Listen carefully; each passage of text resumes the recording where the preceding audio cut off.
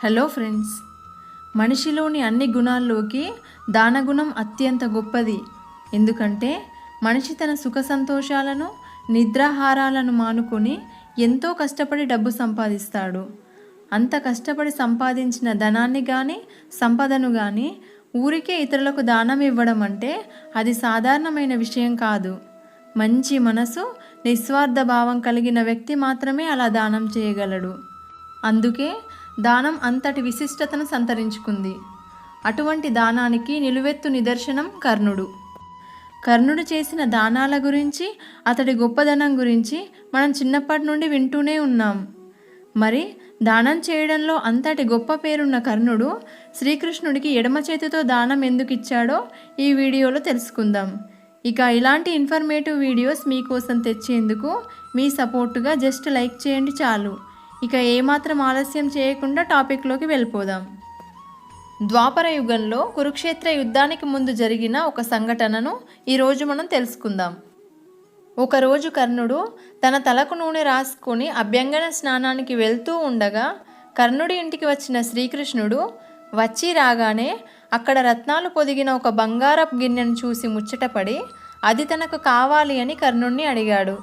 నూనె పెట్టుకొని అభ్యంగన స్నానానికి వెళ్తున్నాడు కాబట్టి తన కుడి చేతికి నూనె అంటుకొని ఉండడంతో ఆ గిన్నెను తన ఎడమ చేతితో తీసుకొని శ్రీకృష్ణుడికి ఇవ్వబోతుండగా అది గమనించిన శ్రీకృష్ణుడు, ఎడమ చేతితో దానం ఇవ్వడం తప్పు అని తెలియదా కర్ణ అని శ్రీకృష్ణుడు కర్ణుడిని ప్రశ్నించాడు.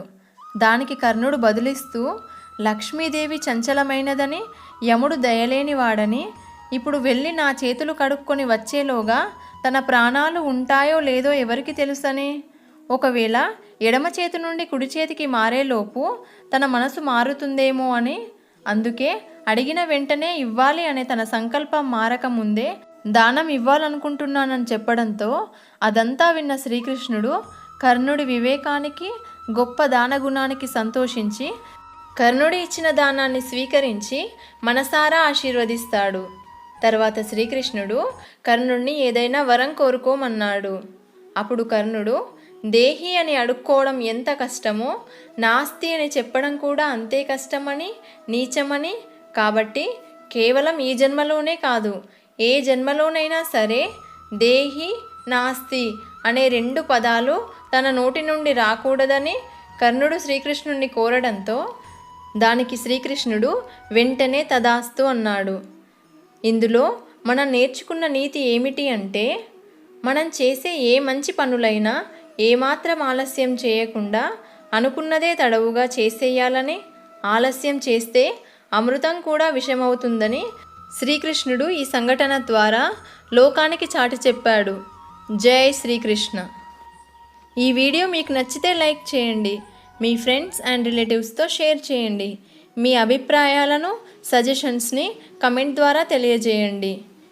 మీరు చేసే లైక్ అండ్ కమెంట్ వల్ల ఈ వీడియో మీలాంటి ఇంకొంతమందికి సజెస్ట్ అవుతుంది. సో ఇలాంటి మరిన్ని ఇన్ఫర్మేటివ్ వీడియోస్ కోసం సుమక్క 369 ఛానల్ని సబ్స్క్రైబ్ చేయండి. ఈ వీడియోని చివరి వరకు చూసిన మీ అందరికీ థ్యాంక్ యూ. నెక్స్ట్ వీడియోతో మళ్ళీ కలుద్దాం.